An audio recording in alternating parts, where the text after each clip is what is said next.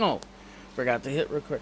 Hello, everybody. 1973 Caboose here with an update. Here is the big boy back in operation. Oh, and our newest inquiry for motive power was we did a one-on-one swap with somebody else, or that Amtrak GP7, I think it is, or whatever. But the big news for today is we've got a big boy finally back up and running from the one it crapped out. This one was supplied by some friends up in Mechanicville. I want to say thank you to Danny and Adam for this big boy. Even got the original tender with it, but I'm going to be changing the number to 4012 after the one that's sitting at Steamtown. That's going to be restored. And this right now is technically Union Pacific 4023 with the 4012 tender. And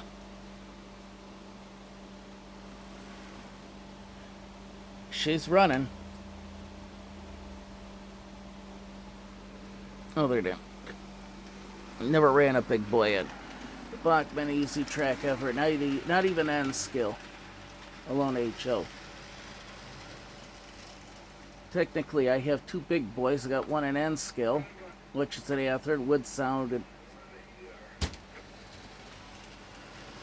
Just like the one I had a long time ago.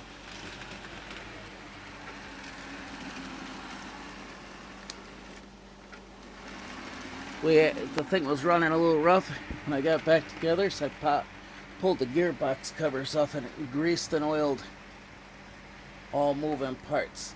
Now, an engine like this, you have to maintain it constantly, just like the real ones. There's a lot of moving parts. So this is our update on our 4884 Union Pacific big boy is back in operation. So be looking forward to be free to comment and like and subscribe.